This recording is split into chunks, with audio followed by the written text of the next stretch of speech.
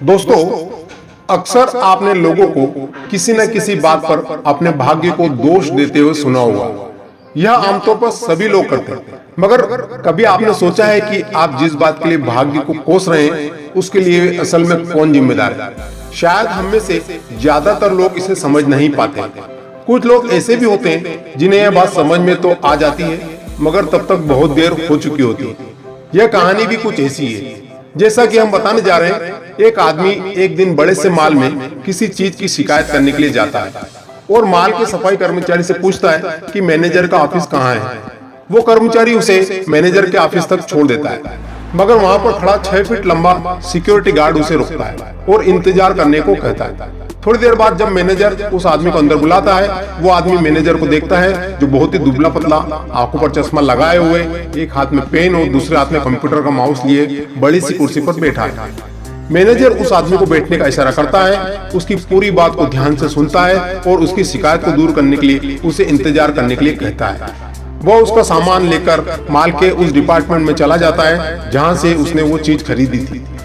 वो आदमी सोचता है कि मेरे से मिलने के लिए लोग इंतजार करते हैं और मैं इस मैनेजर का इंतजार कैसे करूं। वह बेचैन होकर बाहर आ जाता है। बाहर खड़े हुए गार्ड को कहता है कि ये चश्मिश जानता नहीं मैं कौन हूँ, मैं किसी का इंतजार नहीं करता हूँ।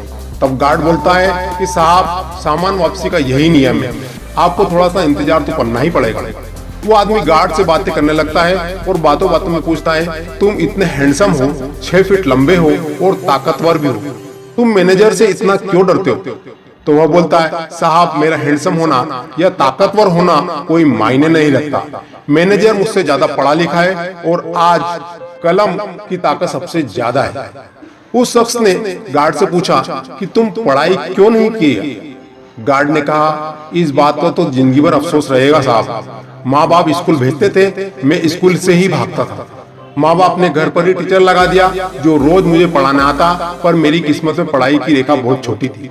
उस शख्स ने कहा, गांव में पढ़ाई का माहौल भी नहीं होता है और स्कूल कॉलेज भी ठीक नहीं होते हैं। तभी गार्ड ने कहा, नहीं साहब, ये तो बस एक बहाना है न पढ़ने का। गांव में सरकारी स्कूल भी होते हैं और जो यहाँ किताबें पढ़ाई जाती है वही किताबें वहाँ पढ़ाई जाती है।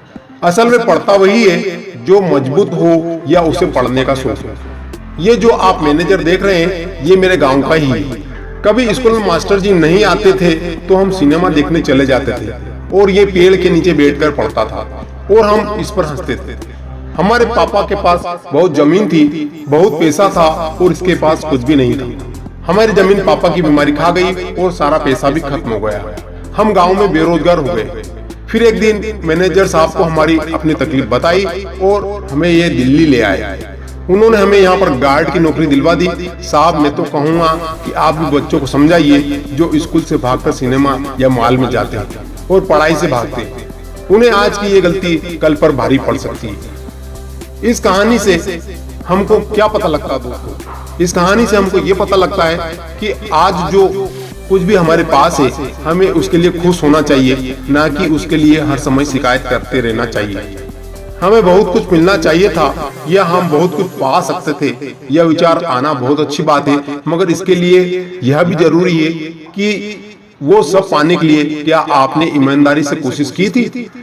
हमारे पास बहुत कुछ संसाधन हो, तब भी हमें यही सोचना चाहिए कि दुनिया में काफी सारे लोग हैं जिनके पास इतना भी नहीं होता। इसलिए जो है उसमें खुश रहें और आगे बढ़ने का प्रयास लगातार करते रहें। असफलता का मतलब हाथ पर हाथ रखकर बैठ जाना नहीं होता दोस्तों।